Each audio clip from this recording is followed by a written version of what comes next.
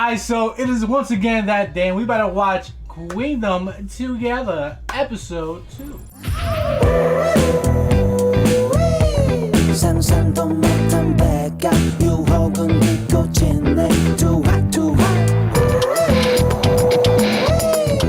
Like I said, this is Queendom episode 2. I have reacted to episode 1. I am reacting to all the episodes in their entirety.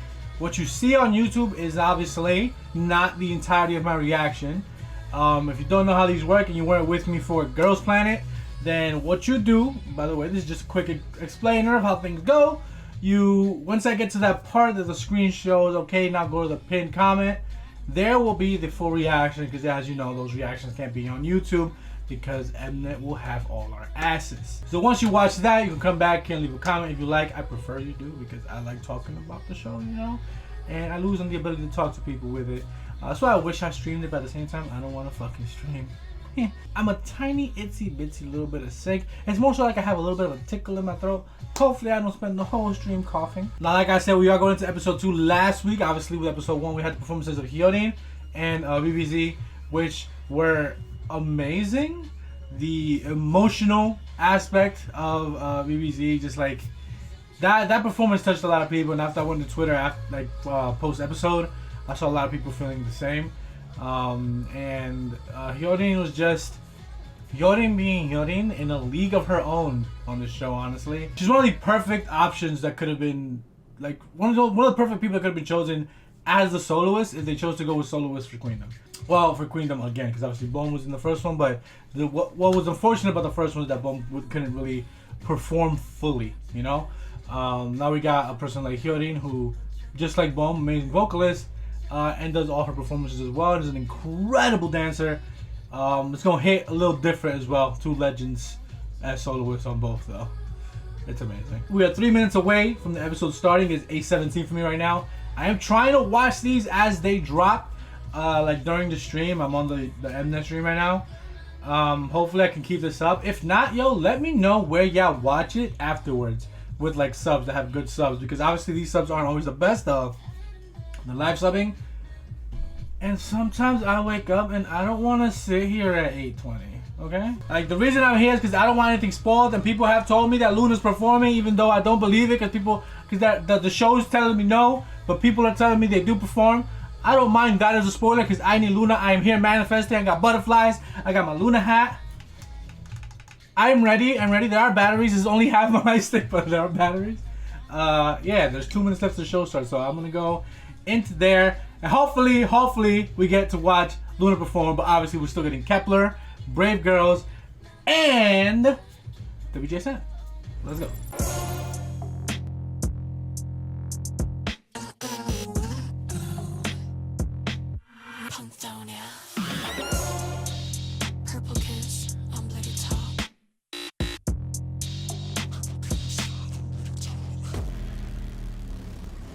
That was so good. That was so good. I loved all those performances. I ranked them already as well. I told you I'm here to enjoy. I'm here to enjoy Queendom performances. From people who I know who can perform to people who I'm curious about how they perform. And that was answered this week with Brave Girls.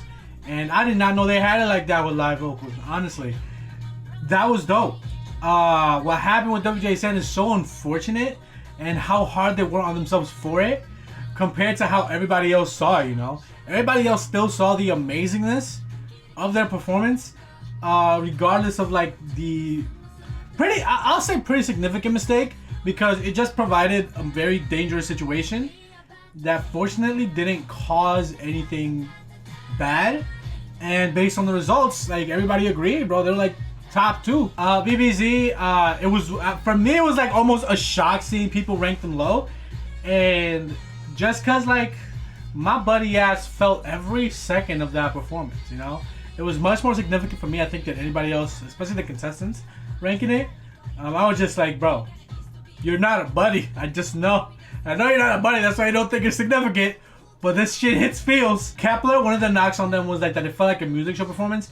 For me, I guess I can see it, but also I see how hard they worked, because that was entirely new choreo, apart from the significant parts, the the more iconic parts of Wadada's choreo that they kept. Hyodin got first place.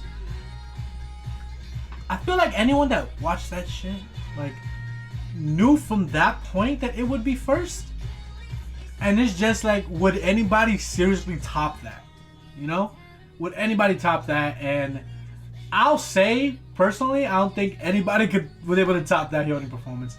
That was just her showing, like I've mentioned before, that she's just on a different fucking level. She's honestly just on a different level.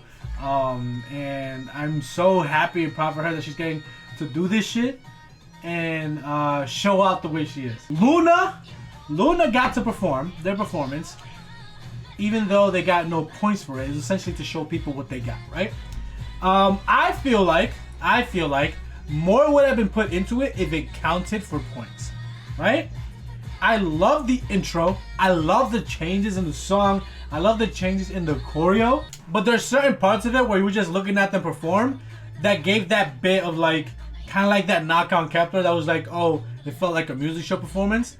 But I feel like that had more to do with like, let's not put that much, at least let's say like prop wise and shit like that, into this. Because first of all, I'm pretty sure it saves money.